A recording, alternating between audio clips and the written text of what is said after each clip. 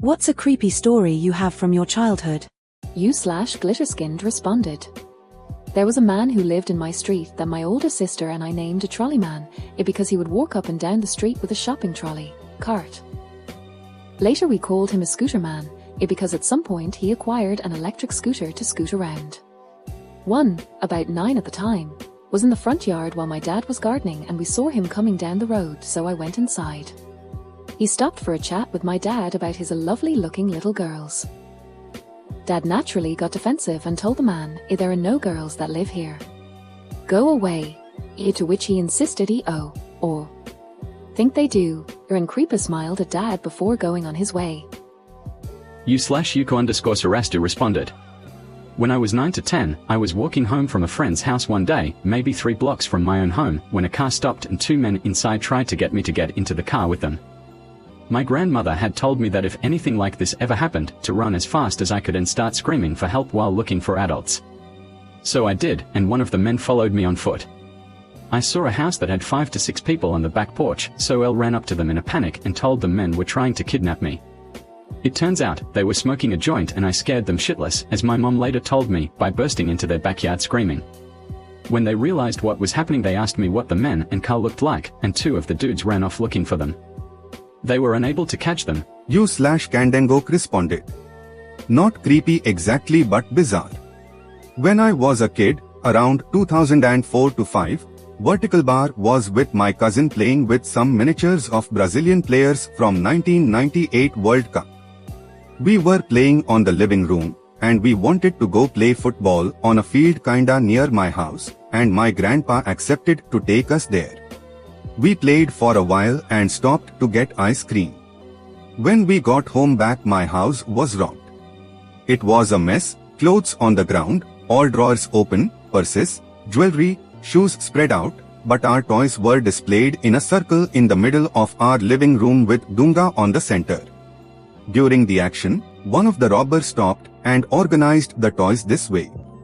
This was bizarre on its own, but 2 or 3 years later Dunga became the head coach for Brazilian national team, just like the way my toys were displayed. You/LazyTrench responded. I was 6 years old, my sister was a year old and still in diapers. We had a nanny/maid who didn't live with us, but was there every day, Christine. Sometimes her adult son came over in the afternoons to check on her. One day a gold coin went missing that my stepfather had given my mom from the Spanish royal court. He was from Spain.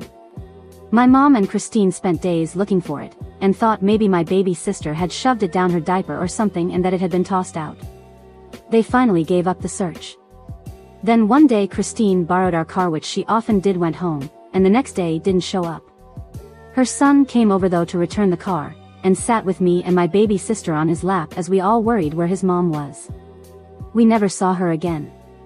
A day or 2 later, my mom was asked to come into the coroner to identify Christine's body. After the trial, we found out the details. She had gone home that day to her house and found her son chiseling the lost gold coin into a belt buckle. They argued, it got heated, and he murdered his mom, wrapped her body in plastic, stuffed her into the trunk of our car, and drove her out into the country and dumped her on the roadside. Detectives came to our house and asked my mom to open the trunk of the car he'd returned to us. It was full of dried blood. Of course, all this happened before he came to our house and sat with my baby sister and I. In the end, he was convicted to decades in prison. For a long time he wrote to us, and I think he was paroled a decade or so ago, but we live across the country now. I don't think of this story very often because I was so young, but the gold coin was returned to my mother and she turned it into a pendant necklace. It still has the chisel marks, and I think of this when I see her wear it. You/Denoho responded. When I was in the 5th grade back in the early 80s, my buddies and I were out riding our bikes during the summer break and wound up at our elementary school cruising around the grounds. This is in California where there are no enclosed hallways, just classrooms and walking open-air hallway paths. We passed a man walking on the campus wearing short shorts. I realized as I passed him that he had his dick hanging out. After biking around a corner, I stopped my friends and laughingly told them that the guy didn't realize his junk was showing. Spoiler, he did. Passed him again in the hallway a few minutes later, and he stopped us and asked if it was okay to sunbathe at the school. We confusingly said sure, and kept going. Little while after that we come around and he's fully naked on a small patch of grass doing jumping jacks. Then he proceeded to lay down to sunbathe with a full woody pointing at the sky, in an elementary school. We rode to my friend's house, told his mom, who called it into the police. My friend was a future cop and had a police scanner that we listened to. Our buddy pointed out when the police code for indecent exposure was called over the airwaves. Last we heard about it. U/Lilithenian responded. Early 2000s in what was then rural Kenosha, Wisconsin. My sister and I were spending the night at my grandparents' house, as we often did. It was not unusual for our parents to stop by during these sleepovers, as all my family lived close together, and often hung out together. I was very young, but I remember at this particular sleepover my parents were not supposed to drop by at all, as they had specific date night plans. My sister and I were in the kitchen eating mac and cheese right as the sun was about to set. The kitchen was in the front of the house, and adjacent to the front door, which at that time of year was always open to the storm door, and there was visibility of the whole front yard from the window above the kitchen sink. My parents were, and sadly still are, voracious smokers. I looked through the storm door, and in the almost dark saw the familiar glow of a lit cigarette being smoked by someone outside. The outline seemed male, so Elle automatically thought it was my dad and screamed, "Daddy!" and went to run to the door. My grandma luckily intercepted me because the man at the door was not Daddy. In fact, it was not a man at all, but multiple men poking around the property and surrounding the house. I now know they were being cased for a potential future robbery. My grandma slammed the door and screamed them off, threatening to call the police. Terrified 6-year-old me, and created a deep-seated fear of potential people hiding in the dark. U/Lazarus 870 responded. Second-hand trauma via my older sister. When she was about 8, a man called the house and asked for her by name. When she was handed the phone, the man said something along the lines of, "I'm going to take you away and kill you." This traumatized her immensely, and even as an adult doesn't like to be alone. At least to be on the phone with somebody. Maybe as a direct result of this incident. I didn't get to hear what he sounded like, but it must have been scary. I was scared for a while, too.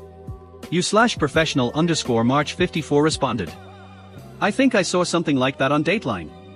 I was waiting for something else to start, but the channel the TV had been on when I turned it on was playing Dateline, or one of those.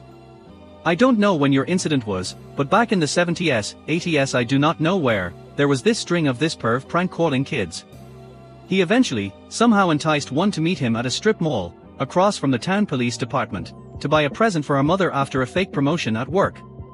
She was never seen or heard from again. U/Photogypsy responded. Our cat, Sylvester, came back from the dead. I was 8. It was days before my 9th birthday. He'd gotten into a fight with coyotes, and all the adults decided he needed to be euthanized. I was inconsolable, but also being a farm kid, I knew it was the compassionate thing. So Dad took him into the woods, shot him and buried him. For my birthday, I wished for a new cat as I blew out the candles. A couple of days after my birthday, I go out that morning to feed the animals that were my responsibility: dogs, chickens, rabbits, and as I'm headed back inside the house, Sylvester was on the porch eating out of the dog bowl. He was dirty and sporting a healing gunshot wound. I ran inside and told my mom and brothers. Sylvester's back. Mom yelled at me for making up stories to scare my brothers, but looked out the door and saw him for herself. Sylvester lived another 10 years after that.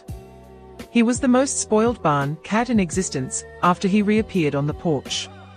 U/responsible_ad_2793 responded.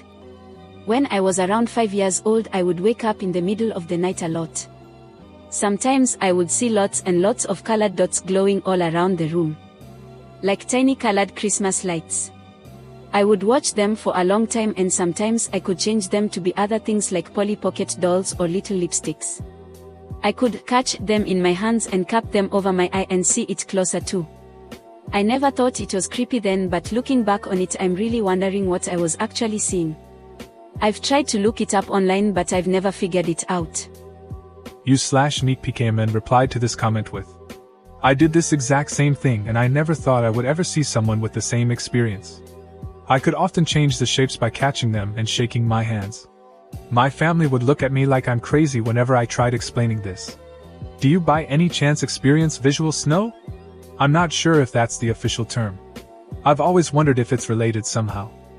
Mr. Creepy Skeleton responded. Saw a strange dog-like thing when I was really young.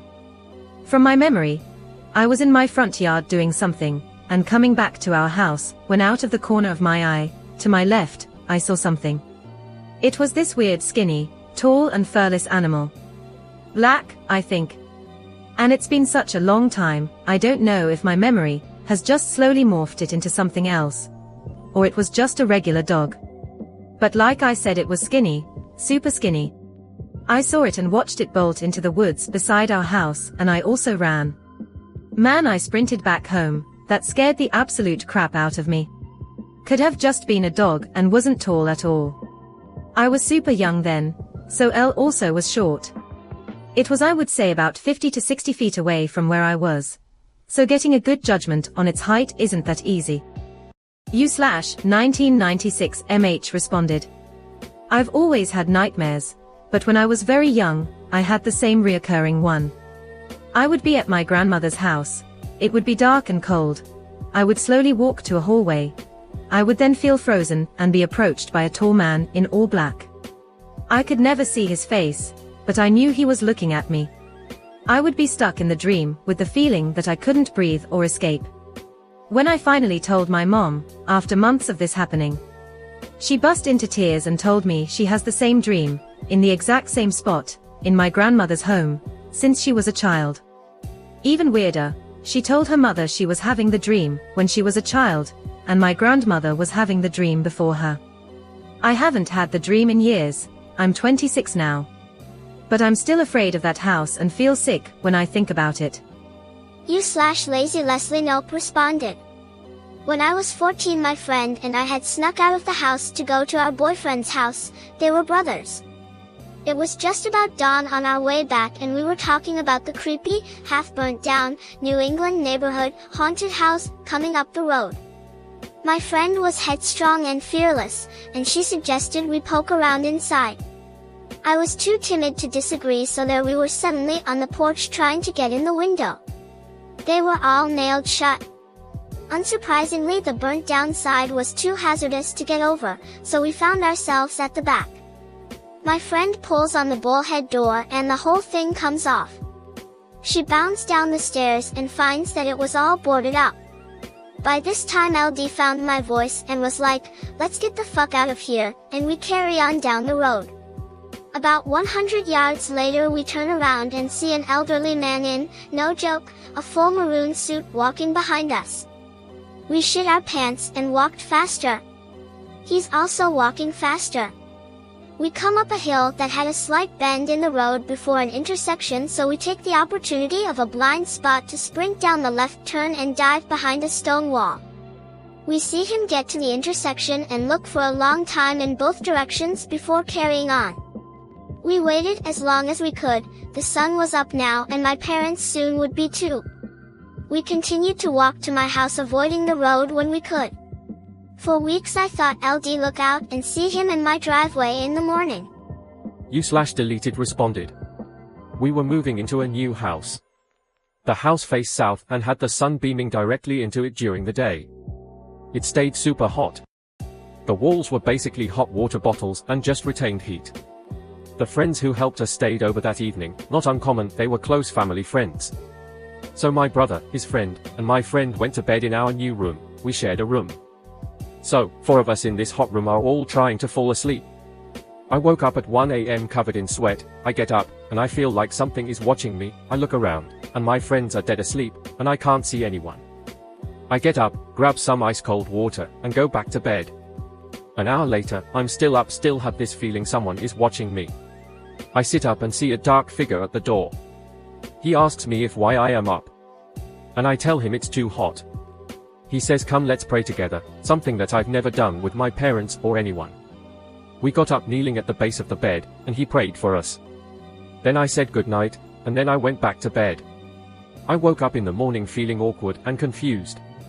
So I get up and speak to my dad and ask him if he prayed for me last night. Confused, he says no. My dad's friend is also there, and I ask him, he says no. My friend overhears the conversation and says that's strange, he had a dream that he did the exact same thing. So immediately I think it has to be my dad's friend, but he slept on the other side of the house, in a cottage, and the alarm was on between that house and the main house. The house was also locked, so no one could have walked into the house. Just to make this clear, I was in no way abused in any way. To this day, I still have no idea who it was. I didn't recognize the voice, didn't know the shape of the person either. I don't believe in ghosts and shit, but this was bizarre. Over the next 3 years, LDC dark figures dashing around the property. I always thought it was in my mind. Thank you for watching. If you like this video, you might enjoy the rest of my content. Check it out.